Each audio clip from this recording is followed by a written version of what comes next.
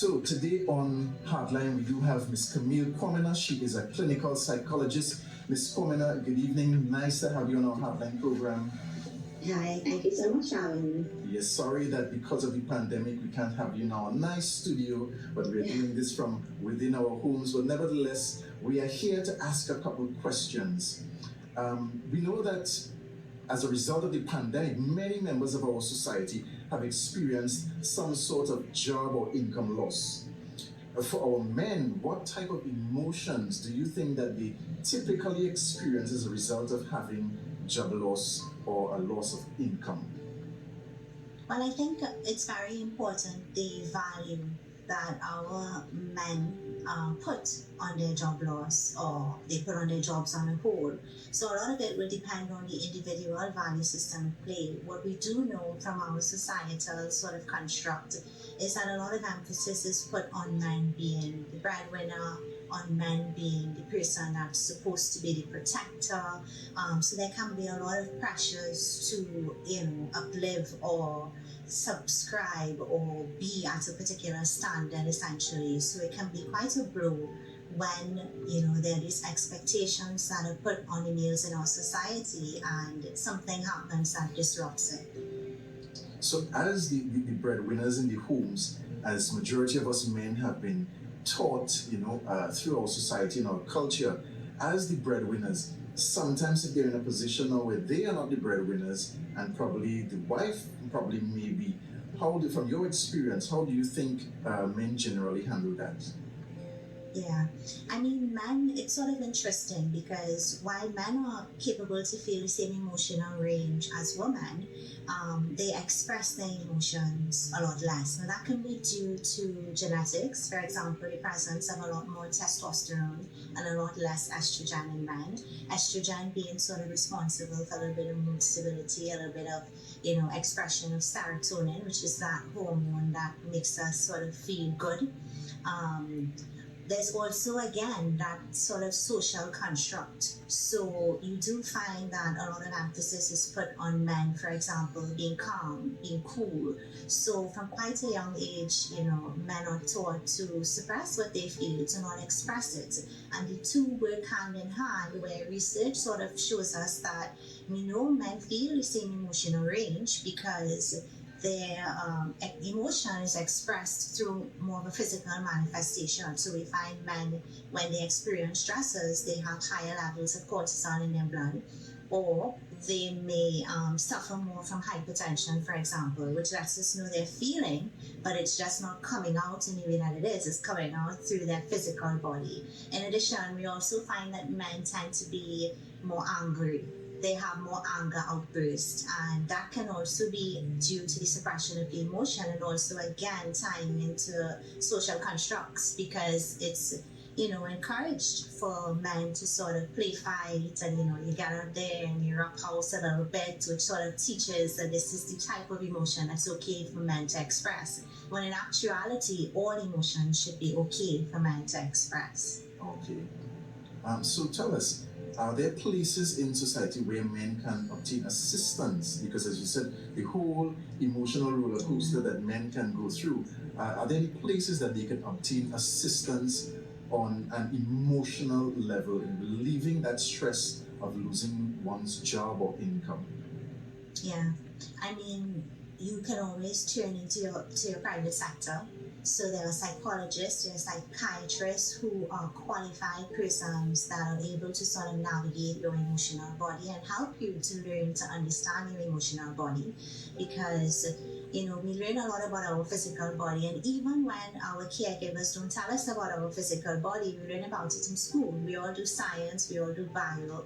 No such thing happens with our emotional body. So they sort of navigate it and figure it out. You can turn to private sector. Luckily, Trinidad and Tobago, we also have a lot of social services that are offered for free. So, for example, there's a psychiatric clinic in Eric Williams Sciences Complex, where you can join and get some of the best psychiatrists in the region to be able to work with them in developing your emotional body. We also have, for example, through Ministry of Health, psychotherapy, which is usually what is done with psychologists, is also that available for free. through the different outreach clinics. Some companies, for example, in Trinidad, some private sector companies also offer a lot of pro bono sessions. So you may get 2 or 3, sometimes up to 4 sessions for free, depending on your income status, of course. But that may take a little bit of research to find out.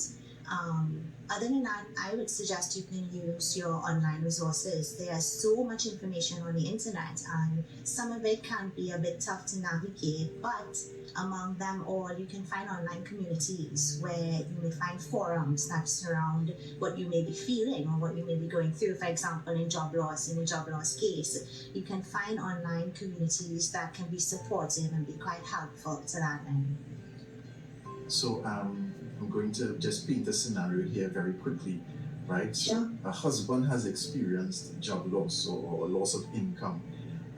Do you see, we live in a society where you have different expressions, right? So do you see from spouses, you might say, well, what wrong with you? You ain't making $1 to bring you in the house. What role do you see that? And it's not always like that. We're just painting a picture. What role do you think that a spouse can play in supporting their husbands, their men, throughout a time like this? Yeah, I think even when we end up in that type of scenario that you're describing, I often like to, and I think it's very important that we all do, pay attention to what lies underneath that. So to me, even when I hear you say that, a couple of things pop into my head, which one, a sort of, inability to tolerate uncertainty. So the idea that a person has lost their job does not mean that they're never going to get a job, that they're never going to be able to recover, that there's never going to be a means of bringing in, financial resources. And so it's having that tolerance for the uncertainty, and part of what works with that is flexibility. So being able to know that even though I may have these expectations, or I may have this box that, everything is supposed to fit into, even when it doesn't, that's okay. It's okay, a little bit of patience, a little bit of flexibility, and of course, empathy. So putting yourself in the other person's shoes, it's not easy to lose your job, especially as we were talking about with all of the social constructs that are put on men. So putting yourself in that person's shoes and recognizing how they must be feeling, even though science tells us men may not express it as much, we understand now, even through our conversation, that they're feeling it. So support, it's going to be okay, it's going to be all right. You don't have to stress about it. It's going to go a long way in making that sort of stressful event. Support is needed, someone is already down. I don't think it makes much sense logically or any other way to continue to push them down, Yes. But I love that answer. And what advice would you give to men who are coping with the difficulties of job loss as a result of our current situation with the COVID-19 pandemic? Only essential workers are on the outside. Persons, especially in the private sector, people who are entrepreneurs or self-employed, they're freelancers. What advice would you give to those men?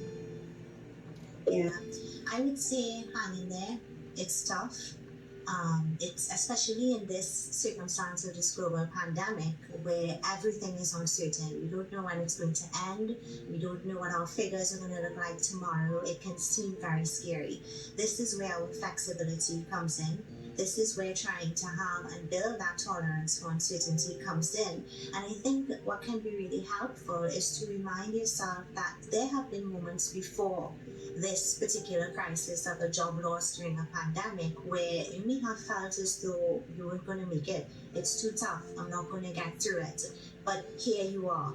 And you did make it through. And even though we have another one of this sort of hiccup or another sort of turmoil or stressor coming up, remember that you made it through back then and you're going to make it through this time. Oh yes, thank you so very much. As we close, any closing comments that you'd like to say to the men out there in Trinidad and Tobago? Yeah. I say, man, forget the social constructs and feel what you need to feel.